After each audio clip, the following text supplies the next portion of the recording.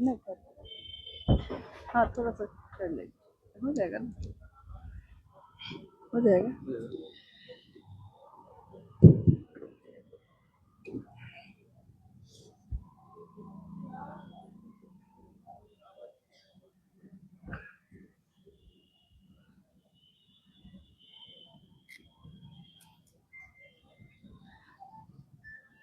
मेरे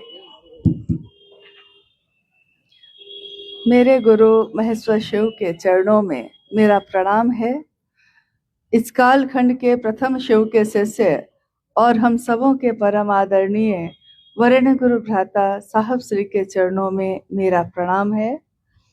शक्ति स्वरूपा माँ नीलम आनंद जी के चरणों में मेरा प्रणाम है और देवघर में उपस्थित आप सभी गुरु भाई गुरु बहन के चरणों में मेरा प्रणाम है।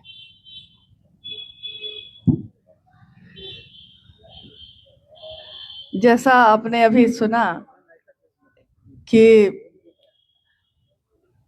कल अररिया जिले में शिव गुरु महोत्सव के बाद हम लोग वहाँ से शाम में संध्या काल में चले और पूरी रात, चूंकि कुहासा हो गया तो पूरी रात चलकर सुबह 2 बजे यहाँ पहुंचे हैं और अभी थोड़ी देर में फिर रांची के लिए प्रस्थान कर जाएंगे। लेकिन कहते हैं कि राह में उनसे मुलाकात हो गई, नहीं राह में ही आपसे मुलाकात हो गई और जिसका डर था वही बात हो गई। यानी कि दिल से दिल की बात हो जाना। आदमी आदमी से मिलने में डरने लगा है कि कहीं मिलते मिलते प्रेम ना हो जाए, तो वही हो जाता है कि मिलते मिलते बार बार अगर एक मनसा से हम सब मिलते रहे तो साहब ने अक्सर कहा है कि देखिए अगर आप यूं ही मिलने लगे, देखिए अगर आप यूं ही मिलते रहे, देखिए एक दिन प्यार हो जाएगा। तो सालों तक तो साहब ने हमेशा यही पंक्ति कही। उन्होंने कहा कि जो मैं कहता हूं सो करो, यानी शिव को अपना गुरु बनाओ और दूसरों को भी प्रेरित करो। तो जब भी ये वो बोलते ना कि अगर आप यूं ही मुझसे मिलते रहे, तो हम लोग तुरंत मन में सोच लेते थे कि इसके बाद तो साहब यही कहेंगे ना कि देखिए एक दिन प्यार हो जाएगा। तो रांची में एक संगोष्ठी चल रही थी 2022 में ही 27 जुलाई को, यानी दीदी माँ के जन्मदिन के अवसर पे बिहार के जिले की जो समिति सब बनी थी, तो उसमें साहब ने बैठक बुलाई थी और उसमें सारे गुरु भाई गुरु बहन आए थे। उस दिन भी शिव की चर्चा के क्रम में साहब ने जैसे ही ये पंक्ति कही कि अगर आप यूं ही मुझसे मिलते रहे, तो हम लोगों के मन में तुरंत अगली पंक्ति कौ दी कि अब ये कहेंगे कि हाँ देखिए प्यार हो जाएगा। लेकिन उस दिन साहब ने ये नहीं कहा। उन्होंने उस दिन कहा कि अगर आप यूं ही मुझसे मिलते रहे तो देखिए एक दिन मार हो जाएगा। सबको लगा कि अरे मार क्यों हो जाएगा भाई, आज क्या हो गया ऐसा। तो साहब ने कहा कि मैं कहता रहा कि कैसे मिलना है, लेकिन जो मैं कहता हूं उसके अनुसार आप नहीं मिलते हैं। आप हमेशा कोई अलग मनोभाव लेके आते हैं, हमेशा दूसरी ही सोच लेके आए हैं। बाबा धाम की इस नगरी में बाबा के पास जाइएगा तो जो सोच कर जाइएगा वही ना पाइएगा। जो आपने चाहा है वही ना वो देंगे, जो हम उनसे मांगेंगे उसी का दान मिलेगा ना हमको। तो साहब ने कहा शिव के लिए शिव को चाहना, शिव के लिए शिव से दया मांगना कि आपका काम हमसे हो सके इसके लिए दया करिए। लेकिन मैं कहता हूं कि इस काम के लिए दया मांगना, शिष्य बनकर दया मांगना, आप बोलते ये हैं लेकिन उसमें मनोभाव दूसरे रहते हैं, शब्द ये रहते हैं लेकिन सोच कुछ और होती है। शब्द होते हैं मुझ शिष्य पर दया कर दीजिए, लेकिन मांगते ये है कि मेरे पति की नौकरी लग जाए, संतान हो जाए, पेट दर्द हो रहा है वो ठीक हो जाए, बुखार क्यों नहीं उतर रहा है वो ठीक हो जाए। यहाँ तक कि कभी कभी टेलीफोन था, पहले मोबाइल तो नहीं था, तो उस समय साहब के घर में जो टेलीफोन लगा हुआ था उस पे अक्सर गुरु भाई गुरु बहनों का कॉल आता, फोन आता, तो साहब या माँ खुद उठाते थे। तो कितनी बार ऐसा हुआ कि किसी गुरु भाई ने फोन करके कहा साहब ने उठाया है फोन, गुरु भाई हैं लेकिन वो कह रहे हैं कि महादेव दया नहीं कर रहे हैं, साहब कह रहे हैं कि दया मांगो ना महादेव के काम के लिए। तो वो कह रहा है कि भैया भैंसी भुला गई है, वो पहले मिल जाए, वो दया हो जाए तब ना आगे का काम करें। यानी कि इसमें उनका कोई दोष नहीं, क्योंकि दुनिया में हम जो रहते हैं तो अगर मेरी भैंस खो जाए तो मेरे लिए ये भी भारी हो जाता है। तो भैंस मिल जाए तब ना महादेव के लिए महादेव से दया मांगेंगे। लेकिन साहब हंस के कहने लगे कि अरे भैंस तो मिल ही जाएगी, थोड़ा महादेव की भी खोज कर लीजिए। यानी कि उन्होंने जो कहा, जिस मंशा से कहा करने के लिए, बहुत ही सरल है, कोई भारी चीज नहीं है, बहुत सरल सीधे शब्दों में।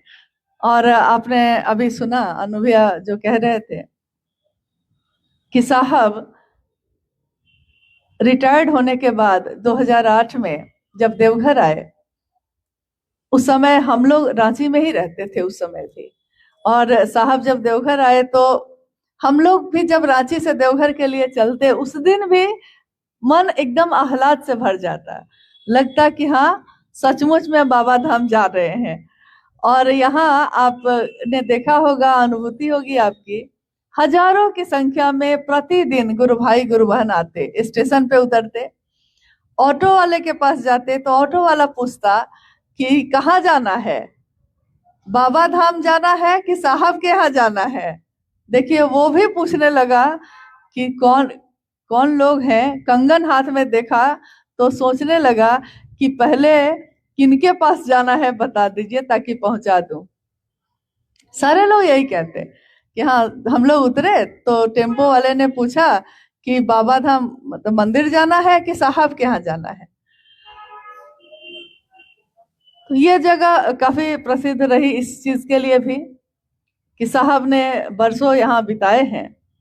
और इस धरती पे अगर कोई मानव के शरीर में आते हैं और ईश्वर की ऊर्जा से भर के आते हैं, संसार के लोगों को कोई रास्ता दिखाते हैं, तो उनके शिवलीन होने के बाद भी सारे जगत के लोग हर उस जगह को नमन करते हैं जहाँ शरीर में रहते हुए उनके चरण पड़े हैं, जहाँ उन्होंने वक्त बिताया, जहाँ वो बैठे। लेकिन सबसे मुख्य बात इसमें यह होती है कि उन्होंने कहा क्या। हम स्थान को तो पकड़ लेते हैं, चीजों को तो पकड़ लेते हैं, लेकिन उन्होंने जो कहा है, जो चाहा है, उसको जिस दिन पकड़ लेंगे तो असली मिलन साहब श्री से उसी दिन होता है। दर्शन शरीर का तो होता रहा है सालों साल बहुत सारे लोगों को, लेकिन उनकी बात से मिलना, उनका जो भाव है शिष्य का उससे मिलना, ये अद्भुत बात है। यहाँ की बहुत सारी स्मृति है, बहुत सारी सुखद और सुंदर यादें हैं। 2 दिन पहले जब हम लोग यहाँ से गुजरे थे तो गुरु भाई गुड्डू जी, सुनील जी, बबलू जी, सारे लोग 3-4 गुरु भाई लोग सब कोई थे, जमुई के भी गुरु भाई लोग थे, वो लोग फिर लौट गए। बहुत देर तक हम लोग बैठ के उस दिन को याद करते रहे, कितनी याद है, कितनी बातें हैं, और साहब ने कितना चाहा कि हम सब बढ़े इस रास्ते पे। यहीं पे एक बार साहब की तबीयत बहुत खराब हुई, समझ में नहीं आ रहा था कि क्या हुआ है, लेकिन शरीर जो है कमजोर होता जा रहा था। अंत में एक बार जब रांची की यात्रा पे वो गए तो वहां से जबरदस्ती ही उनको डॉक्टर के पास ले जाना पड़ता था। तो अनु भैया जबरदस्ती उनका टिकट करा के नहीं नहीं चलिए दिल्ली, वहां गए। वहां जब जांच हुई तो पता चला कि शुगर की बीमारी है। तो शुगर की बीमारी है मतलब चीनी कुछ ज्यादा हो जाने से ही शुगर की बीमारी होती है, तो आप लोगों ने कुछ ज्यादा ही प्रेम दे दिया तो मिठास कुछ ज्यादा हो गई। लेकिन जब लौट के आए साहब और देवघर में जहाँ उनका निवास था उस समय वो रहने लगे, उससे पहले अभी मैंने कहा कि हजारों की संख्या में प्रतिदिन गुरु भाई गुरु बहन यहाँ आते थे। तो स्वाभाविक है जब अपने अपने बड़े गुरु भाई से मिलने आए हैं, अपने साहब से मिलने आए हैं, तो मेरे पास जो होगा हम वही लेके आने की कोशिश करते हैं। तो कोई भूजा लेके आता था, कोई सब्जी लेके, कोई साग लेके, कोई मिठाई लेके।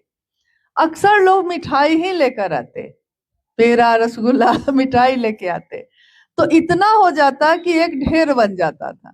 और साहब उस दिन जितने लोग आते उन सब के बीच उसका वितरण कर देते, सबको खिलाओ, सबको पानी पिलाओ। तो मिठाई काफी हो जाती थी, लोग खाते थे। जब दिल्ली से लौटे साहब तो सबको पता हो गया कि चीनी की बीमारी हो गई है, शुगर हो गया है, तो चीनी की बीमारी हो गई है तो अब मीठी चीज तो खाएंगे नहीं। लेकिन साहब को नहीं पता था कि लोगों की भावना क्या है। हजारों की संख्या में लोग उसके बाद भी आते रहे, लेकिन मिठाई नहीं आ रही है, मिठाई बंद हो गई मिठाई लाना लोगों ने बंद कर दिया। एक दिन साहब ने पूछा, हम लोग उस समय रांची से आए, तो हम लोगों ने भी देखा कि भाई सब कोई मतलब आ रहे हैं उसी तादाद में, लेकिन साहब ने मिठाई मांगी नहीं है कभी, लेकिन लोग खुद ही लाते थे और खुद ही सबको खिलाया जाता था। उस दिन क्या हुआ कि साहब ने पूछा कि जरा पता करो। उन्होंने कहा कि मेरे भी चप्पे चप्पे पे जासूस हैं, मेरे जासूस ये पता करेंगे कि इसके पीछे कारण क्या है, इस बदलाव के पीछे। तो उन्होंने अपने जासूस लोगों को भेजा लोगों के बीच, पता लगा के वो लोग लौटे। तो उन लोगों ने साहब से बताया कि लोग लाए हैं कुछ न कुछ, लेकिन कोई कद्दू लाया है, कोई खीरा लाया है, कोई करेला लाया है। साहब ने कहा कि अरे ये सब क्यों लाया? तो लोग बताए कि कह रहे हैं गुरु भाई गुरु बहन कि साहब को शुगर की बीमारी हो गई है ना। तो साहब ने कहा कि अरे हमको ना हो गई है, महादेव को नहीं हुई है महादेव के लिए लेके आना देखिए ये गुरुवान जो बैठी हैं इनसे हमेशा भेंट होती रही।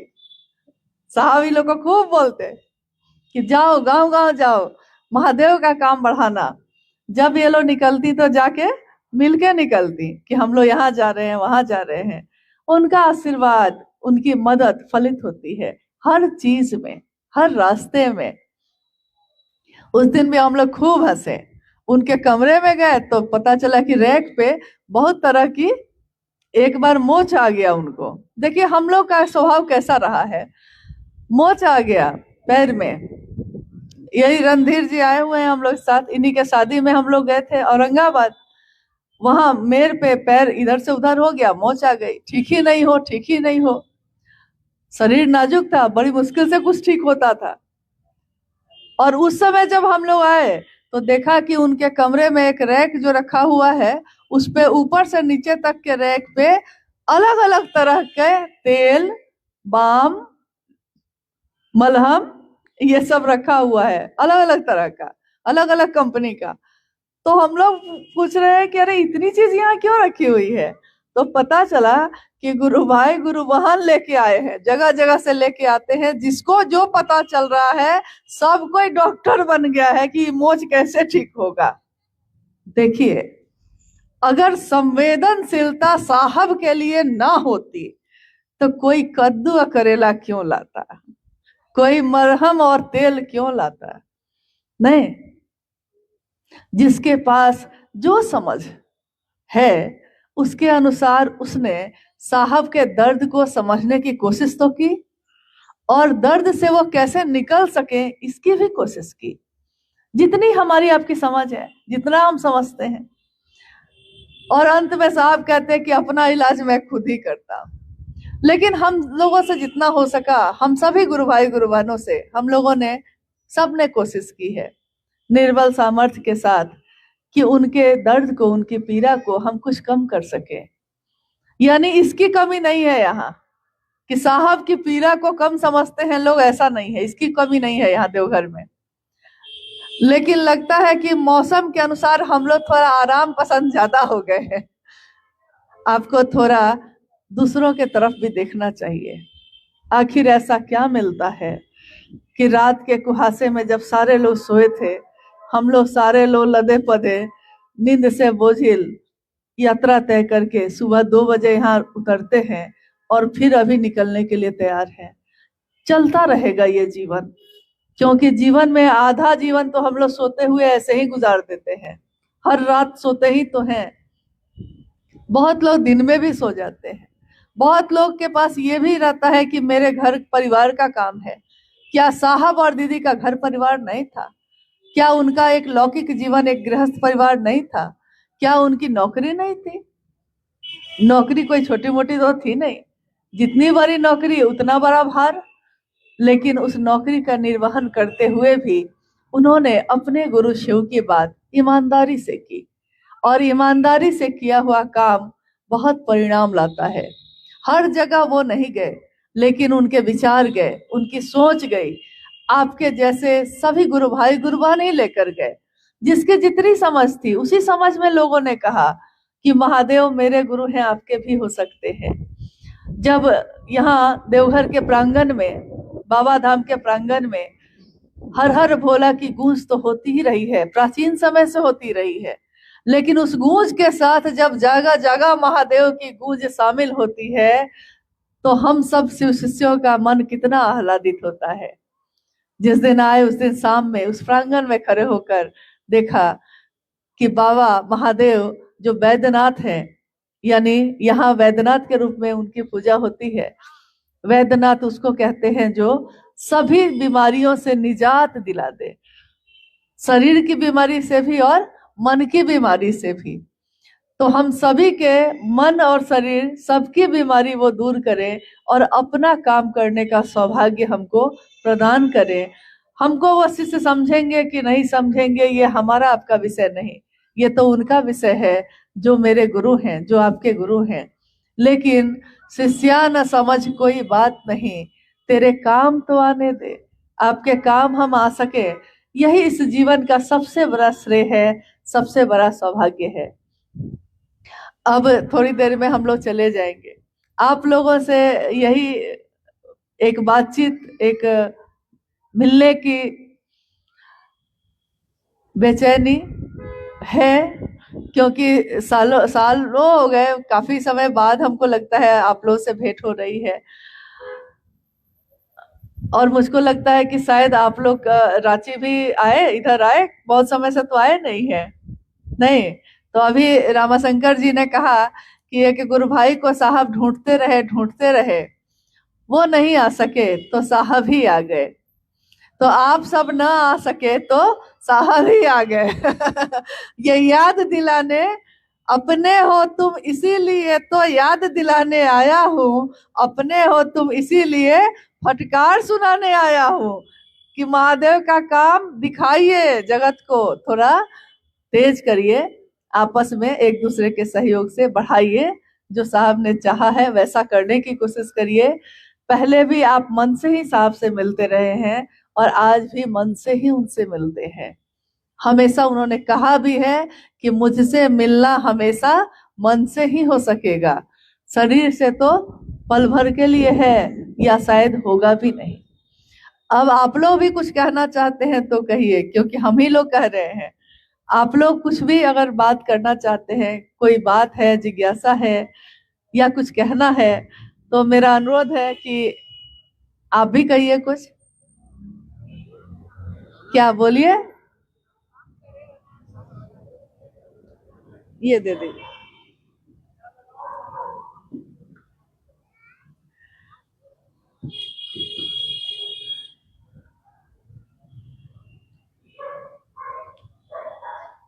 हाँ बोलिए।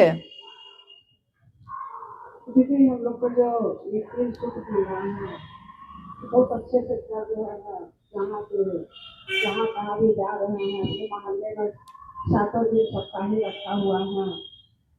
सब देखते हुए, लेकिन घंटा 2 घंटा आधो घंटा निकलते, लेकिन निकलते हैं। क्योंकि मेरे साहेब हरिद्वार भैया के दिया हुआ है ये 3 काम, हम लोग मानसिक लगा करके करते हैं। साहेब गए हैं धरती छोड़ के, लेकिन हम लोग के साथ साहेब गए कहाँ, मन में उनको बैठा दिए हैं। मेरे साहेब सब कुछ है। और हम लोग के अंधेरे में भटक रहे थे, उजाला का रास्ता मेरे साहेब हरिद्वार भैया दिखा दिया। हम लोग चलते रहते हैं और सबके बताते हैं भी, समाज भी छोड़ रहे हैं। जो नहीं जानता उसको कहते हैं भी कि 3 सूत्र करो। उन लोग के कहा जाता है ये फूल की तरह पिया साहेब दे दिए हैं। और बहुत लोगों को बताते हैं, बगल में सदर हॉस्पिटल है, हाँ हॉस्पिटल बैठ जाता है। हाँ, वहाँ ज्यादा जरूरत है हाँ। हॉस्पिटल में। हर तरह के आदमी वहाँ पर आता है। हाँ ठीक है। तो जब से शिक्षित बने हैं तब से अच्छा रह रहे हैं। पहले बहुत घर में उज्जत झंझट हरदम होते रहता कुछ, लेकिन अब महादेव के दास बहुत अच्छा है, बहुत अच्छा। हम लोग यही जिज्ञासा है कि 3 सुख जब से लिया तब से बहुत अच्छा चल रहा है।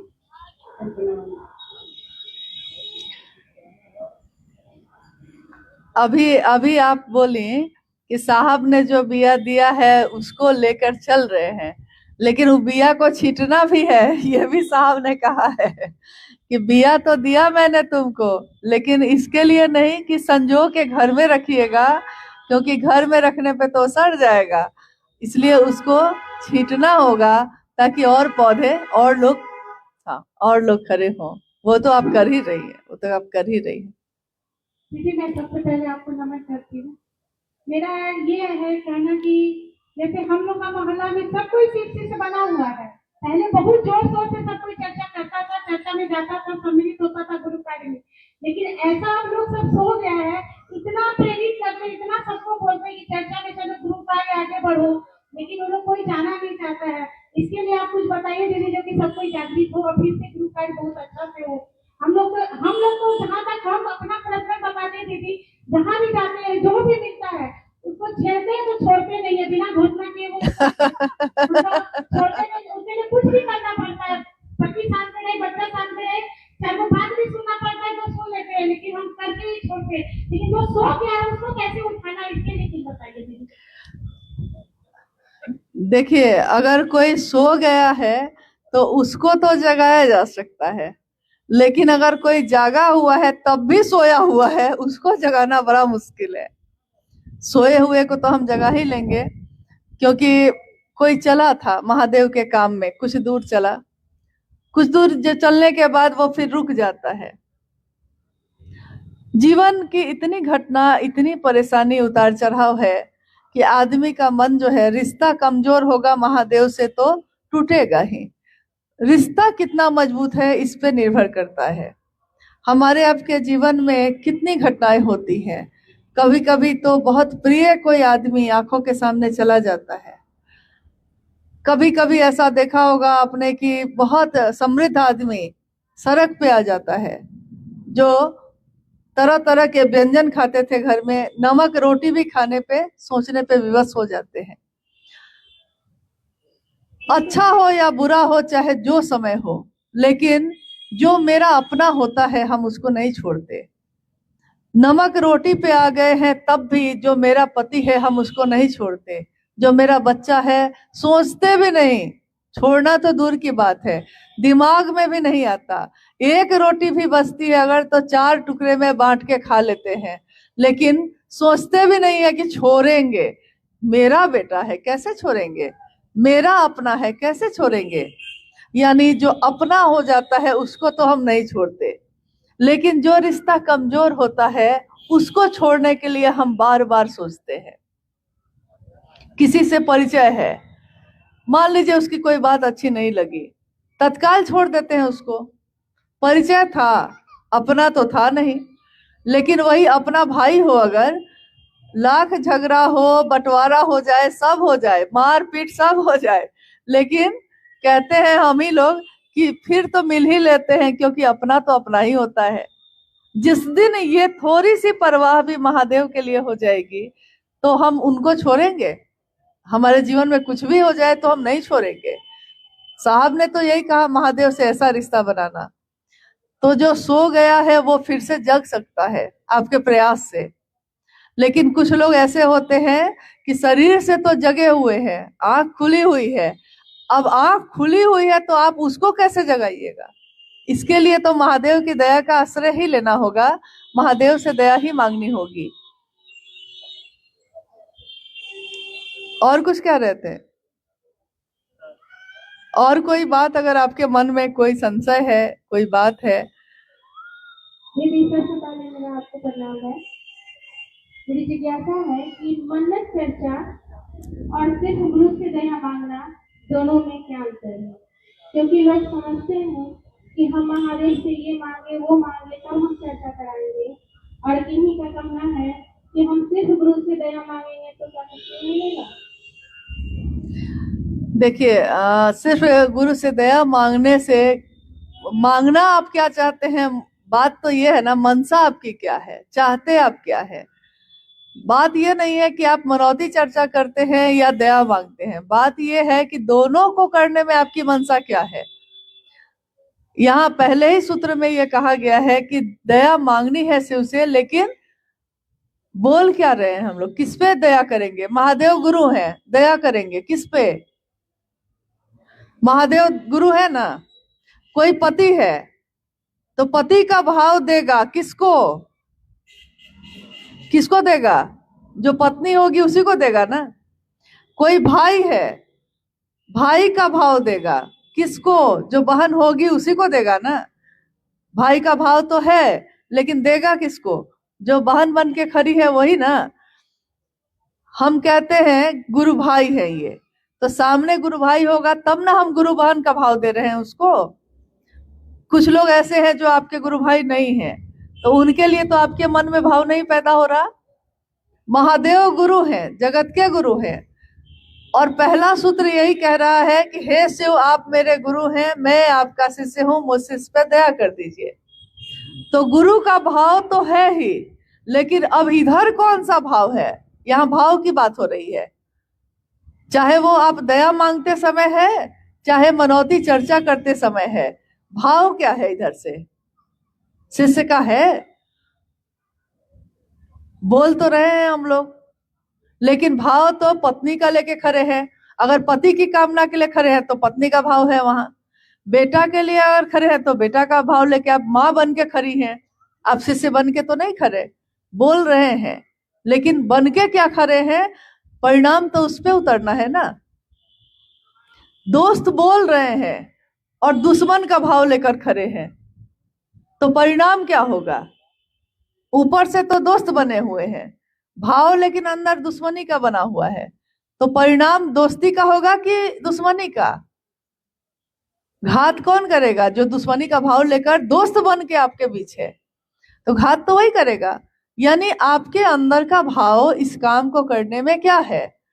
महादेव को हम गुरु मानते हैं और उनको अपना शिष्य भाव देते हैं। साहब ने कहा कि नल में पानी चल रहा है, नल में पानी है, पानी जमीन की है, नल से आ रहा है, एक साधन है, एक माध्यम है। लेकिन उस नल के पानी को भी अगर नल खोल भी दीजिए आप, पानी गिरने भी लगे, तो वो नल का पानी गिरेगा कहाँ, आएगा कहाँ?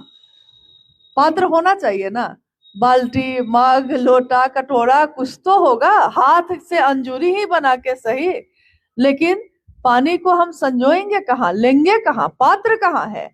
यानी गुरु का भाव तो है, सतत प्रवाहित है। शिष्य भाव के साथ हम जब खड़े होते हैं तो पात्र हमारा मन होता है।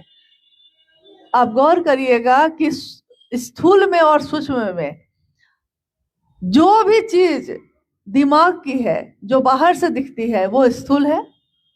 शरीर आप आंख से देख सकते हैं, लेकिन शरीर के अंदर जो प्राण वायु चल रहा है, जिसके कारण हम जीवित हैं, वो आंख से दिखाई देती है, सूक्ष्म चीज। आप दिमाग का ऑपरेशन कराने चले जाइए, पूरा दिमाग जो है, मस्तिष्क जो है खोल दे डॉक्टर, पूरा ब्रेन खुला हुआ है, लेकिन उस पूरे मस्तिष्क में मन कहाँ है वो दिखेगा किसी को? ब्रेन दिखेगा, उसकी नस दिखेगी, उसकी सारी कोशिका दिखेगी, लेकिन मन कहाँ है शरीर में ये किसी को दिखता है? नहीं। हम कहते हैं कि आप मेरे भाई हैं, बहन है ना, तो भाई है उसका शरीर दिख रहा है, ये जो बहन बोल रही है उसका शरीर दिख रहा है, लेकिन बहन का जो भाव बोल रहा है वो भाव कहाँ दिख रहा है? वो भाव महसूस करते हैं हम, वो दिखता नहीं है, इन आंखों से नहीं दिखता। शरीर दिखता है लेकिन आपके मन का भाव नहीं दिखता है। सूक्ष्म चीजें जो भी होंगी वो हम महसूस करते हैं, ग्रहण करते हैं, मेरा मन ग्रहण करता है। तो तीनों सूत्रों में आपने देखा होगा कि शिव से दया मांगना, शिव की चर्चा शिव की परिधि में रह के करना, नमन के मानसिकता में, नमन के भाव में मेरे मन का रहना, ये तीनों सूत्र सूक्ष्म चीजें हैं जो ऊपर से तो दिखाई नहीं देती, वो है अंदर ही। लेकिन अगर ये सूक्ष्म चीजें गुरुमुख नहीं हो, गुरु के तरफ उन्मुख नहीं हो, महादेव के तरफ अगर मेरा मन मुड़े नहीं, तो महादेव से उतरा ज्ञान भी हमारे मन में उतर पाएगा? मन में उतरेगा? अभी हम बोल रहे हैं, आप सुन रहे हैं, आप बोल रहे थे, हम सुन रहे हैं। अगर आप बोल रही हैं और हम उस तरफ देख रहे हैं, देख भी आपको रहे हैं, लेकिन मेरा पूरा ध्यान अब उधर है, दूसरी तरफ। हम देख रहे हैं आपको, शरीर से आप सामने हैं, हम भी सामने हैं, लेकिन मेरा मन कहीं और है। तो आप जो बोले सो हम सुन भी रहे हैं, सामने दिख रहा है, लेकिन मेरा मन उसको कैच नहीं कर रहा, मेरा मन उसको ग्रहण नहीं कर रहा। तो इस मिलन का कोई फायदा हुआ? इस चर्चा का कोई फायदा हुआ? कितना भी सुंदर बोले कोई, मेरा मन ही ग्रहण नहीं करे उसको, तो क्या फायदा होगा? शिष्य भाव होगा तो गुरु का भाव उसमें प्रवेश करेगा। इसीलिए अगर मनौती चर्चा भी कोई करता है, क्योंकि गुरु मेरे जो होंगे तो हमारे जीवन में कुछ अच्छा हो बुरा हो कुछ भी होगा, तो हम बात तो गुरु की ही करेंगे। घर में बेटा का शादी है कि बेटी की शादी है कि जन्मदिन है, कुछ भी हो, हम उसमें गुरु का ही नाम लेते हैं। हम उसमें अब फिल्मी गाना छोड़कर हम हलो हरा भोला ही करते हैं, जागरण भजन ही करते हैं। अच्छा, आप बताइए, आप में से कितने लोग ऐसे हैं जिन्होंने साहब जब यहाँ थे तो उनका सशरीर दर्शन किया है? बहुत सारे लोग हैं भाई। दोनों हाथ उठाई हैं। सौभाग्य है। हाँ, डेली जाते थे, लेकिन डेली जाने से अभी एक बात हो गई। जब हम लोग गया से चले तो वहां महाबोधि मंदिर है भगवान बुद्ध का। निकलते समय चूंकि रास्ते में ही था वो, तो हम लोग थोड़ा सा उतर गए, तो एक व्यक्ति वहां खड़े थे, वो अपने मन से मुझको बताने लगे कि ये बोध गया का ये जो मंदिर है ये पीपल का पेड़ है और ये महाबोधि का मंदिर है, उसके इतिहास के बारे में बताने लगे। तो सबको हम लोग हंसे भी खूब उसमें, गया के भी गुरु भाई लोग सबको साथ में थे। क्योंकि महादेव महादेव कर रहे हैं तो भाई और चीजों पे हम लोग ध्यान नहीं देते। तो गुरु भाई लोगों ने कहा कि अरे हम लोग को मत बताइए, हम लोग यहीं के हैं। तो उस व्यक्ति ने कहा कि यहीं के होने से क्या होता है, आप बताइए। अब वो प्रश्न करने लगा, आप बताइए ये जो मंदिर है कितने फीट का है, ये जो पेड़ है इसका ये असली है या दूसरा लगाया गया है, वो पूछने लगा। अब ये सारे लोग चुप हो गए। जन्म के बाद से लगातार उसी जगह पे हैं, लेकिन कभी उस चीज को जाना नहीं। साहब से शरीर में तो बहुत मिले, बहुत गए। अभी हम लोग अपने कमरे से सुन रहे थे हरा भोला, बहुत सुंदर गा रहे थे सब कोई। हरा भोला की रचना दीदी नीलम आनंद जी ने की है। कब की?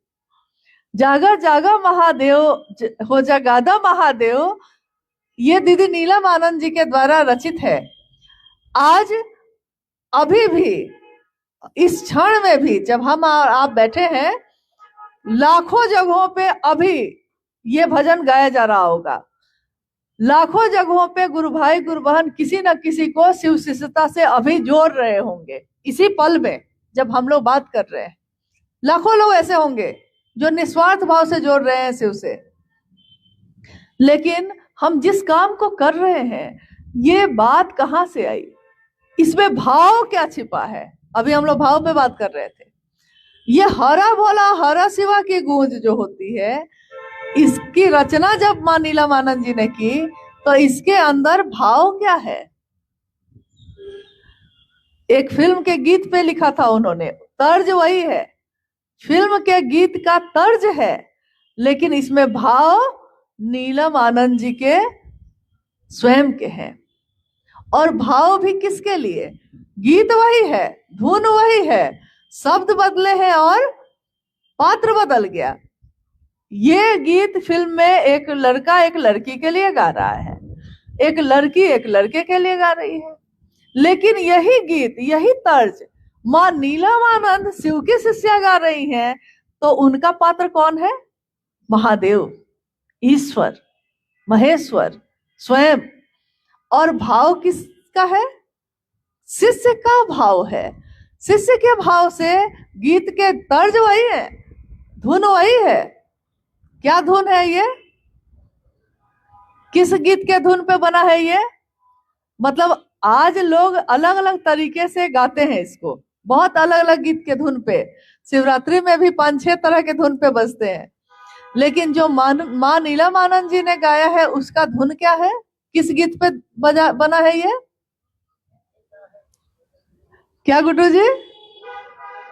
हाँ, फूल तुम्हें भेजा है खत में, फूल नहीं मेरा दिल है, प्रियतम मेरे तुम ये लिखना, क्या ये तुम्हारे काबिल है?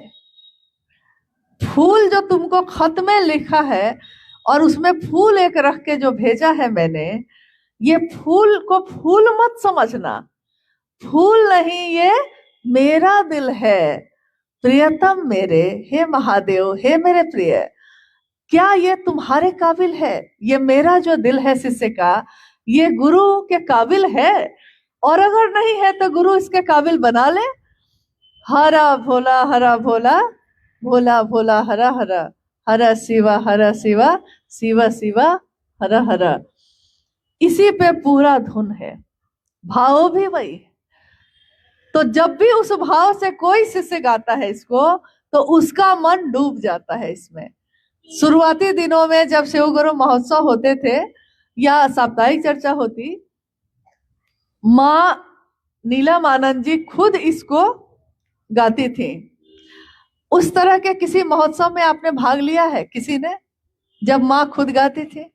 हाँ, हम लोग को भी सौभाग्य मिला कि कभी कभी हम लोग भी उनके सुर में सुर मिलाकर, जैसा ही है, जैसी ही आवाज है, कर्कशी सही, लेकिन गा पाए, उनके साथ गा पाए।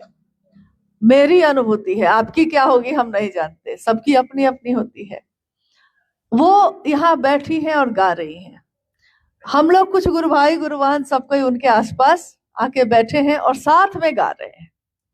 कार्यक्रम अभी शुरू हुआ है, मतलब प्रारंभ में जो होता है वो खुद प्रारंभ करती थी पूर्व में। बाद में उनके शिवलीन होने के बाद साहब ने कहा कि गुरु भाई गुरु बहन गाएंगे इसको, जहां के भी हैं।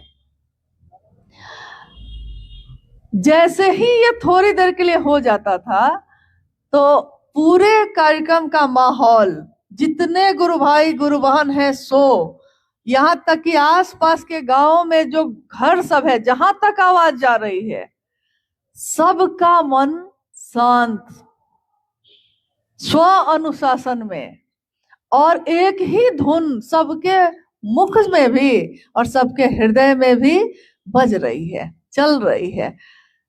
गन गन गन लगता था कि पूरे माहौल में वही आवाज गूंज रही है। आज भी हरा बोला हो रहा है, लेकिन गा कौन रहा है, किस नियत से गा रहा है, असर तो उसका है। आप भी उस मनसा से गाइएगा, आपके भी गाने में असर है, आपके बोलने में भी असर है। चाहत साहब की चाहत से मिला दीजिए बस। फिर आपके बोलने में भी वही परिणाम है, आपके गाने में भी वही परिणाम है।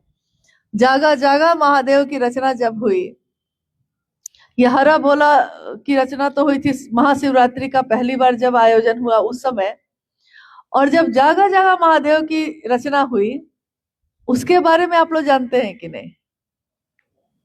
कभी सुना, कभी पूछा नहीं? साहब के पास हमेशा गए, किसी से नहीं पूछे? पूजा घर में उस समय एक दिन ऐसा हुआ कि पूजा घर में कुछ कागज रखे हुए मिले। जहां पे शिवलिंग था वहीं पे कुछ कागज पूजा घर में थे रखे हुए। ये उस समय की घटना है जब साहब के पूजा घर में लगातार चमत्कारिक घटनाएं घट रही थी। साहब ने उन पन्नों को उठाकर मां नीलम आनंद जी को दिया और कहा कि नीलम, ये तुम्हारे लिए आया है, इस कागज पे तुम अपनी अनुभूति लिखना। मां के हाथ में देकर उन्होंने कहा। मां ने उस कागज को लेकर प्रणाम किया और उस पे पहला शब्द लिखा था उस दिन, मैं भी कुछ कहूं। इस शीर्षक से, इस जो पंक्ति से लिखा हुआ, उस समय कुछ पत्रिका सब जो निकल रही थी उसमें माँ की जो अनुभूति कुछ लिखी गई थी, उसमें यह शीर्षक दिया गया था, मैं भी कुछ कहूं, नीलम आनंद। और माँ की अनुभूति उस दिन ये हुई कि उन्होंने देखा कि महादेव के सारे रूप उनकी आंखों के सामने से गुजरते जा रहे हैं। कभी वो कपालिक के रूप में है, कभी अवघरेश्वर के रूप में है, कभी योगेश्वर के रूप में है, कहीं महादेव के रूप में है, कभी वैद्यनाथ के रूप में है, गुजरते ही जा रहे हैं। उमा के पति के रूप में है, निहंगी शमशानी है, हाँ, ईश्वरों के भी ईश्वर है। और आप देखिए, और उनकी लेखनी, उनके कलम ने उस कागज पे इसकी रचना की, जागा जागा महादेव हो, जगादा महादेव, मेरे गुरु महादेव, सब देवों के देव मेरे गुरु महादेव, महादेव महादेव मेरे गुरु महादेव, हो योगेश्वर महादेव, हो कपालेश्वर महादेव, अघरेश्वर महादेव। फिर आप देखिए कि पूरे भजन में सभी तरह के रूपों का वर्णन है, जो जो रूप उस दिन उन्होंने देखा, उनकी आंखों के सामने से गुजरा। और शिव के शिष्यों ने उसमें एक पंक्ति और मिलाई है जो आज भी मुझको लगता है बहुत समय बाद मुझको सुनने को मिला। गा आप लोग रहे थे, लेकिन हम लोग जो सुन रहे थे उसमें पंक्ति थी, साहब साथ महादेव, नीलम साथ महादेव, शिष्य साथ महादेव। यानी ये सारे रूप हैं महादेव के, लेकिन जब वो गुरु हो जाते हैं, जब वो मेरे आपके मन में जग जाते हैं, तो उस महादेव के सारे रूप एक हो जाते हैं। समग्र स्वरूप एक साथ दर्शन देता है, एक साथ मिलता है। कोई गुरु ईश्वर से मिलवाते हैं। शिव भी जब गुरु होंगे तो गुरु के स्तर पे भी वही आकर, कभी साधना से, कभी कर्म से, कभी मंत्र के जप से, क्या करते हैं हम लोग? दया मांगते हैं ना, दया मांगते हैं, यानी कि कुछ ना कुछ कर रहे हैं आप, चर्चा करते हैं, यानी कर्म कुछ कर रहे हैं। उस जगह पे आके, उस स्तर पे आके, अपने शिष्य के मानसिक स्तर पर आकर, और तब उसका परिमार्जन करते हैं, ताकि वो शिष्य जो आज उनके एक भी रूप का दर्शन नहीं कर पा रहा, वो शिव के समग्र स्वरूप का दर्शन एक दिन कर पाए। पात्रता बढ़ाते हैं, योग्यता बढ़ाते हैं। हम में आप में नहीं है कुछ, लेकिन महादेव में तो सब है। तो महादेव अपने शिष्यों में ये सारी चीजें करते चले जाते हैं। कब होता है पता नहीं चलता। आप कहिएगा कब होता है, ये कैसे पता चलता है? सबके घर में बच्चे होंगे, हम भी कभी बच्चे थे, आप भी कभी बच्चे थे। आप बच्चे से बड़े हो गए, बड़े से बूढ़े हो गए, पल प्रतिपल आपके जीवन का बदलता गया है कि नहीं? मेरा बच्चा जवान हुआ है, मेरी आंखों के सामने हुआ है, लेकिन आप देख पाए? आपका बच्चा आपकी आंखों के सामने पैदा हुआ और बड़ा भी हो गया, युवा भी हो गया, आपकी आंखों के सामने हुआ है ये, लेकिन आपको पता चला है? आप देख पाए? क्या पता चला? रिकॉर्डिंग हो पाया? आपकी आंख के सामने भी जो चीजें हो रही हैं, बदल रही हैं, बचपन से युवावस्था को जा रही हैं, आपकी आंख उसको नहीं देख पा रही। आप महसूस करते हैं कि बउआ अब बड़ा हो गया है, महसूस कर रहे हैं आप। आपकी आंख देखती है जब वो बड़ा हो चुका रहता है। सेवकी शिष्यता हमारे आपके मन में प्रवेश किए, जिस दिन प्रवेश किया उस दिन वो बच्चा ही था। कब गहरा होता गया, कब युवा होता गया, और कब आज एकदम दृढ़ है, संकल्पित है, आपको भी पता नहीं चला कि कब हो गया। ये अंदर अंदर पूरा का पूरा बदल गया इंसान, ये कब हो गया। आज लोग कहीं जाइए तो कहते हैं कि इनर ट्रांसफॉर्मेशन की बात करते हैं, मतलब अंदर बदल जाए, आपका अंतर आपका बदल जाए, आप जो है उससे बदल के ईश्वर की तरह आपका मन हो जाए। इसके लिए कितनी तरह की योग साधना, कितने तरह के कर्म आज कर रहे हैं लोग, यहाँ हम ऐसा बन सके। और शिव के शिष्य क्या कर रहे हैं? शिव के शिष्य कहीं पे ध्यान लगा के बैठे हैं क्या? ऐसे कहीं नहीं। कोई कर्म ऐसा कर रहे हैं, कोई ऐसा जो सत्र है उससे गुजर रहे हैं? कुछ नहीं, बस तीनों सूत्र ही तो कर रहे हैं। और इन तीन सूत्रों को करते करते कब महादेव सचमुच में, यथार्थ में मेरे गुरु हो गए, हम हो गए उनके। नहीं होते तो इतना मन पे भारी कैसे होते। हो गए, कब हो गए पता नहीं चला, आप ही के अंदर में हुआ है, लेकिन आपके अंदर जो घटित हुआ आपको पता नहीं चला है। फिर आप कैसे कह सकते हैं कि हाँ मैंने किया या मैं करता हूं, मेरे करने से ये काम हुआ है? हम आप निमित्त ही हैं, दिखाई बस दे रहे हैं, लेकिन घटित जो भी चीजें होती हैं वो नियंत्रण कहीं और से चल रहा है। ये उनका नियंत्रण है जिनके कहने से मैंने और आपने शिव को अपना गुरु बनाया है। उनके लिए बहुत आसान था कि वो कहते कि मैं ही गुरु हूं और सब कोई मुझको गुरु बना लो, हम सारे लोग मना लेते। लेकिन उन्होंने ये नहीं कहा, ये मामूली बात नहीं होती है। उन्होंने कहा शिव मेरे गुरु हैं, तुम्हारे भी हो सकते हैं। जब कोई किसी से प्रेम करता है तो वो चाहता है कि वो सिर्फ उसका बन के रहे, किसी और का ना हो। आप जिसको लौकिक में जिसको भी प्रेम करते होंगे, आप चाहते होंगे कि पूरा का पूरा ध्यान उसका मुझ पे रहे, उसके तरफ देखा नहीं कि दिल में कुछ होने लगता है कि दूसरे की तरफ कैसे देखा। हम न प्यार करते हैं, हम न प्रेम करते हैं, तो हम भी इसके और ये भी मेरा, बाकी तीसरे का यहाँ कोई काम नहीं। लेकिन साहब ने शिव से कैसा प्रेम किया कि उन्होंने कहा कि वो मेरा तो है ही, लेकिन आपका भी हो सकता है। क्योंकि ईश्वर के प्रेम में चित्त जो है, दिल जो है वो बड़ा हो जाता है। लौकिक प्रेम में संकुचित होता है, लेकिन शिव के प्रेम में वो विस्तार पाता है, बढ़ता चला जाता है।